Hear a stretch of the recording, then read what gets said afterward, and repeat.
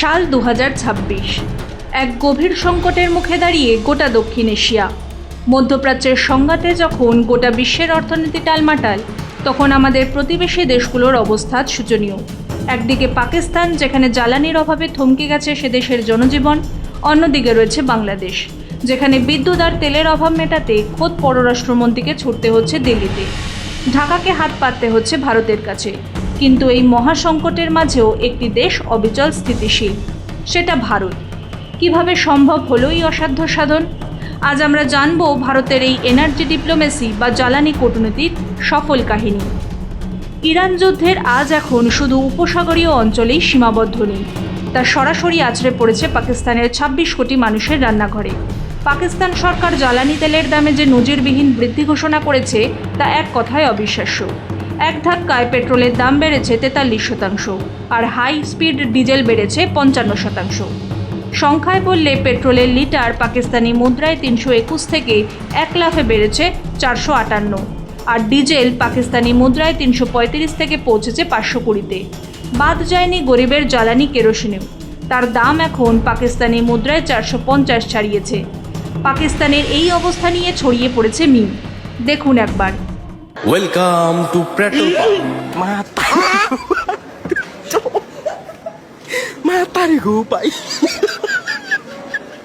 কিন্তু কেন এই চরম সিদ্ধান্ত? এর মূল কারণ হলো আমেরিকা ইসরায়েল বনাম ইরান যুদ্ধ। বিশ্ববাজারে তেলের দাম এখন আকাশছোঁয়া। পাকিস্তান সরকার গত 3 সপ্তাহ ধরে এই দাম আটকে রাখার চেষ্টা করেছিল, কিন্তু মানুষ আতঙ্কে জ্বালানি মজুত করতে শুরু করায় পরিস্থিতি হাতের বাইরে চলে যায়। সরকার ভর্তুকি দিয়ে সামাল দেওয়ার চেষ্টা করেও ব্যর্থ হয়েছে। শেষ পর্যন্ত বাধ্য হয়ে উন্নয়ন বাজেট কাটছাঁট করে এই কঠিন পথ বেছে নিতে হলো ইসলামাবাদকে। তবে সরকার কিছুটা স্বস্তি দেওয়ার চেষ্টা করেছে। বাইক চালক, ট্রাক চালক এবং কৃষকদের জন্য নির্দিষ্ট কিছু ভর্তুকি চালু রাখা হয়েছে। কিন্তু তাতে কি সাধারণ মানুষের হাহাকার কমবে? আসলে সমস্যাটা শুধু পাকিস্তানের একার নয়, দক্ষিণ এশিয়ার অনেক দেশই আজ একই সংকটে। যুদ্ধ করছে অন্য দেশ, আর তেলের চড়া দাম দিতে গিয়ে পকেট ফাঁকা হচ্ছে আমাদের মতো সাধারণ মানুষের। পরিস্থিতি খুব একটা ভালো নয় বাংলাদেশেও। একবার দেখে নিন ভাইরাল হওয়া এই ভিডিওটি। বুঝতে পারছেন ভাই, আজকে আমার দোকান বন্ধ।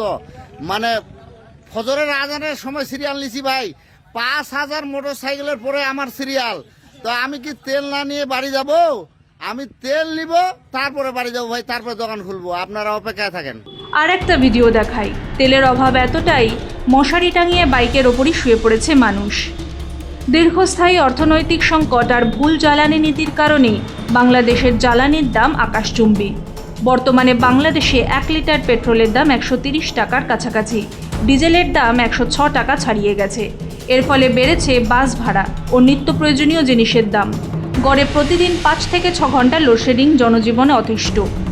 সেচ পাম্প চালাতে না পারায় কৃষকরা বিপাকে, যার প্রভাব পড়ছে খাদ্য উৎপাদনেও। এক কথায় জ্বালানি সংকটে বাংলাদেশের অর্থনীতির চাকা আর ঘুরছে না। জ্বালানি সংকট সামলাতে বাংলাদেশ এখন জরুরি পথে। অফিসের সময় কমানো হয়েছে, বিদ্যুৎ বাঁচাতে বাজার বন্ধ হচ্ছে দ্রুত। শিল্প কলকারখানাতেও বিদ্যুৎ ব্যবহারের কড়াকড়ি চলেছে। কিন্তু সমাধান কোথায়? বিশেষজ্ঞরা বলছেন ইরান যুদ্ধ থামলেও পরিস্থিতি স্বাভাবিক হতে অন্তত 2 থেকে 3 সপ্তাহ সময় লাগবে। কারণ হরমুজ প্রণালী দিয়ে জাহাজ চলাচল শুরু করা গেলেও সৌদি বা কুয়েতের তেল উৎপাদন আবার আগের অবস্থায় ফেরানো সময় সাপেক্ষ। তাই বাংলাদেশ ফের হাত পাতছে ভারতের কাছে। বাংলাদেশের রাজনৈতিক অবস্থার পরিবর্তন হয়েছে। মোহাম্মদ ইউনূসের অন্তর্বর্তীকালীন সরকারের সময় যে চরম ভারত বিরোধী মনোভাব গড়ে উঠেছিল, বাস্তবতার কঠিন আঘাতে তা আজ ধূলিসাৎ। সেই সময় যারা ভারতের সাথে সম্পর্ক ছিন্ন করার কথা বলছিল, আজ তারাই জ্বালানির জন্য দিল্লির দরজায় দাঁড়িয়েছে। বাংলাদেশের বর্তমান পররাষ্ট্রমন্ত্রী জরুরি ভিত্তিতে ভারতে এসে কার্যত সাহায্যের আবেদন জানিয়েছে। ভারতের বিরোধিতা করা সহজ, কিন্তু জ্বালানি ও বিদ্যুৎ ছাড়া দেশ চালানো অসম্ভব। এই কঠিন সত্য আজ ঢাকাকে দিল্লির বন্ধুত্বের হাত ধরতে বাধ্য করেছে। ভুলে যেতে হয়েছে অতীতের সব ভারত বিরোধী স্লোগান। এই সংকটের মূলে কি রয়েছে জানেন? পাকিস্তান ও বাংলাদেশ কারোর কাছেই চাহিদার তুলনায় পর্যাপ্ত তেল পরিশোধনাগার বা অয়েল রিফাইনারি নেই। তারা অপরিশোধিত তেল আমদানির বদলে সরাসরি পরিশোধিত তেল কিনতে বাধ্য হয়, যা অনেক বেশি ব্যয়বহুল। অন্যদিকে ভারত আজ বিশ্বের অন্যতম বৃহত্তম রিফাইনিং হাব। ভারত সস্তায় অপরিশোধিত তেল কিনে তা নিজের দেশে পরিশোধন করে। ফলে বাংলাদেশের কাছে ভারতের থেকে পাইপলাইনের মাধ্যমে পরিশোধিত তেল নেওয়া ছাড়া আর কোনো বিকল্প পথ খোলা নেই। ভারতের ওপর এই নির্ভরশীলতা ভৌগোলিক ও কৌশলগতভাবেও অনিবার্য। ভারত আজ কেন স্থিতিশীল?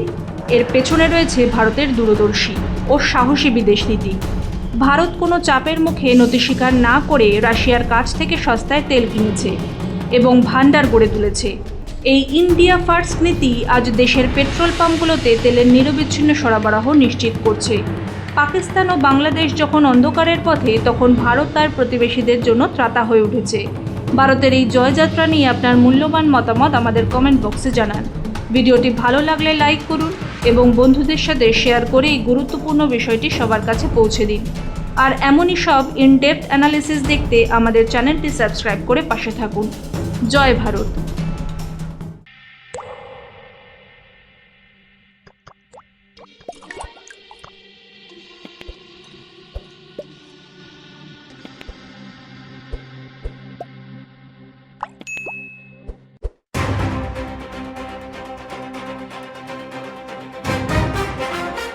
मोदी जी का विजन और उसे धरातल पर उतारने का संकल्प, डॉक्टर मोहन यादव का मिशन, प्रगति की नींव सड़क।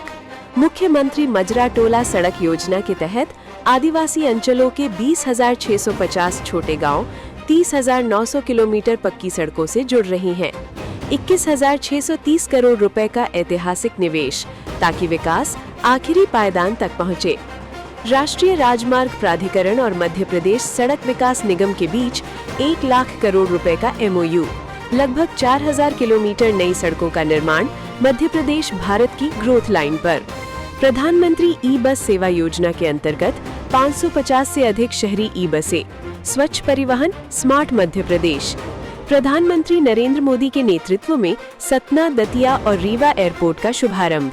अब मध्य प्रदेश हवा में भी तेज। इंदौर मेट्रो शुरू, भोपाल मेट्रो जल्द। 100% रेल विद्युतीकरण, 14,745 करोड़ रुपए का रेल इंफ्रास्ट्रक्चर बजट, प्रगति की नई पटरी। सड़क, रेल और हवाई कनेक्टिविटी अब सिर्फ सफर नहीं, रोजगार का रास्ता बन रही है।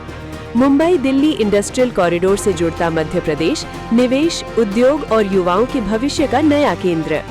18,036 करोड़ की इंदौर मनमाड़ रेलवे लाइन, व्यापार, परिवहन और विकास को नई गति। मध्य प्रदेश अब संभावनाओं का पावर हाउस। प्रधानमंत्री नरेंद्र मोदी का विजन, आत्मनिर्भर भारत। मुख्यमंत्री डॉक्टर मोहन यादव का मिशन, हर जिले तक विकास, हर नागरिक तक विश्वास। नया मध्य प्रदेश, जहां अधोसंरचना बने आधार और विकास बने पहचान। विकास, विश्वास, भविष्य।